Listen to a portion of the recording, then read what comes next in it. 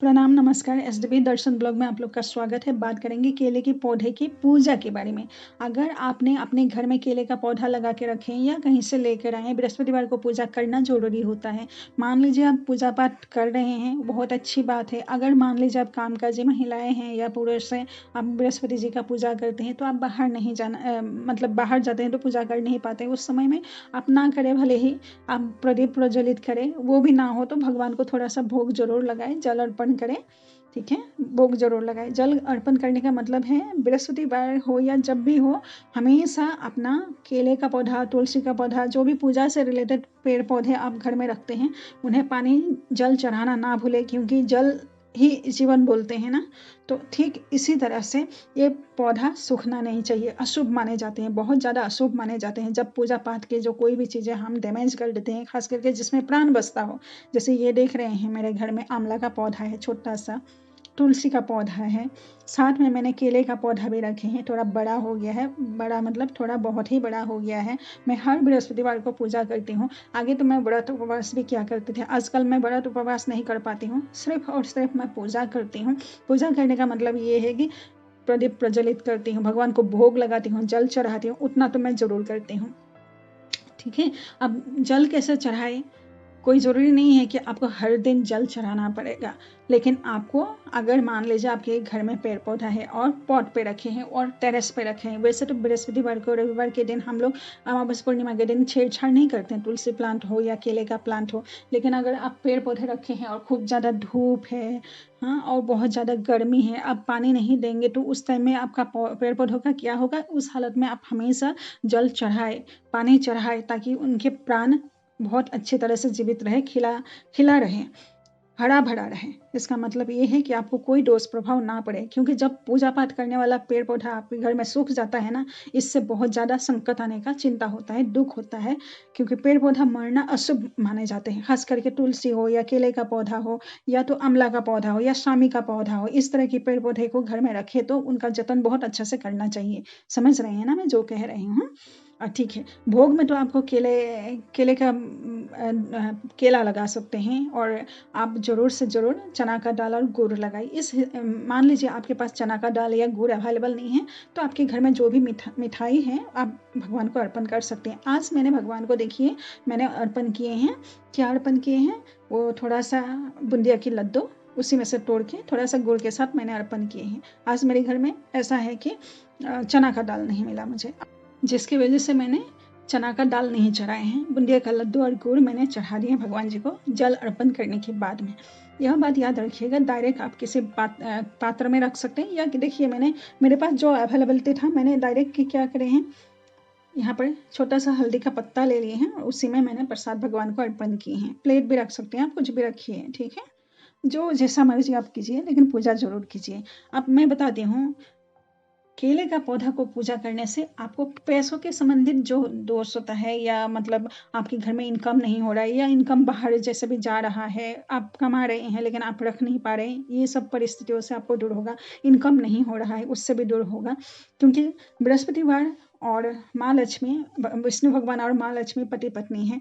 आप किसी भी तरह से आप लक्ष्मी को प्राप्त कर सकते हैं केले के पौधे को पूजा करके।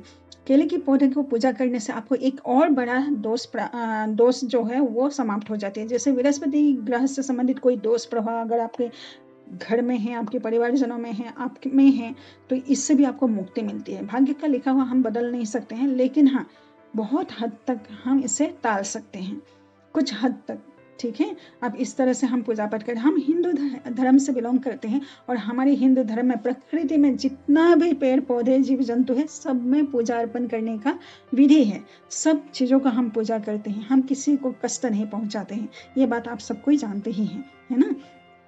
तो अब दूसरी बात मैं बता दूं, क्या नहीं करना चाहिए। देखिए, तुलसी का पौधा हो या स्वामी का पौधा हो या पूजा पाठ का रिलेटेड कोई भी केले का पौधा हो, कुछ भी हो, सामने आप जब कपड़ा धोते हैं तो कपड़ा नहीं सुखाइए, उसका पानी नहीं गिरना चाहिए, या इसका छाँव जो होता है वो नहीं गिरना चाहिए। सारे आप महिलाएं होते हैं, कपड़े जब महीने की वो टाइम आती है तो केले का हो या कोई भी पूजा पाठ का पेड़ पौधा आप छू-छा ना करें, दूर में ही है। पानी देने के लिए कोई और होगा, नहीं है तो कैसे भी हो किसी भी तरह से आप मेंटेन कर लीजिएगा। लेकिन आप खुद नहीं सोचिएगा कि अब जाके छुए या पानी डालें या कुछ भी। दूसरी बात ये है कि रखने का आप रखेंगे कहाँ? आप तो नीचे रख सकते हैं, नीचे रख के पूजा कर सकते हैं। कंपाउंड के हिसाब से केले के पौधे को लोग कहते हैं कंपाउंड के अंदर नहीं घुसाना चाहिए।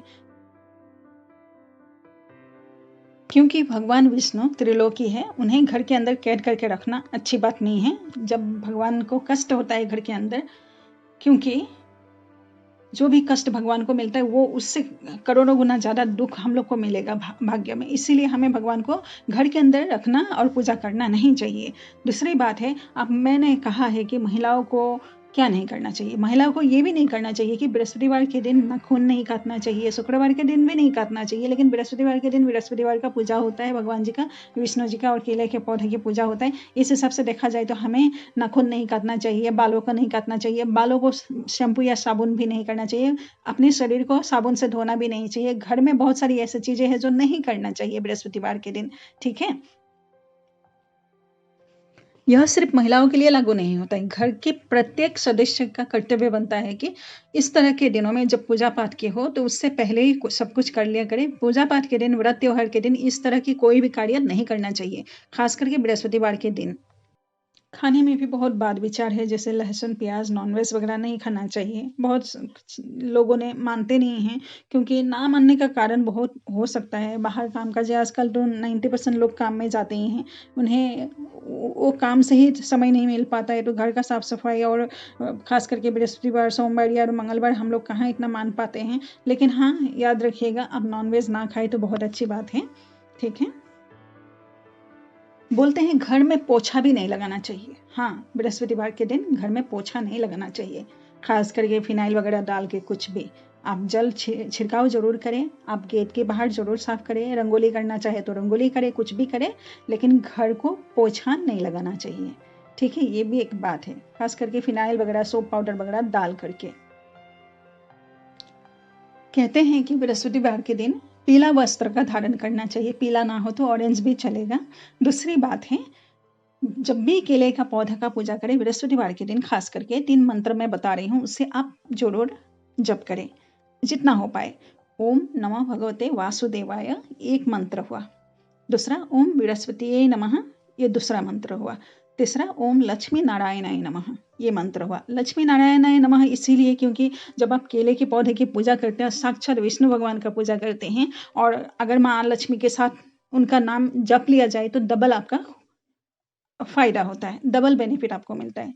जब जैसे कि आप जानते ही हैं कि बाहर केला का पौधा को रखे हैं तो लक्ष्मी जी का नाम उच्चारण क्यों करें? नहीं, ऐसा कुछ नहीं है। बृहस्पति जी का जब भी पूजा करें, लक्ष्मी नारायणाय नमः यह कहना ज़रूरी होता है, ठीक है? ये मंत्र से आपको डबल बेनिफिट होती है। छोटे से ही इस वीडियो में मैंने आपको सब कुछ बताने का कोशिश किया। आशा करती हूँ आप लोग को अच्छा लगा होगा। अच्छा लगा होगा तो कृपया लाइक कीजिए, शेयर कीजिए, चैनल को सब्सक्राइब कीजिए। आज के लिए इतना ही, मिलते हैं दूसरे वीडियो में। जय माँ भारती।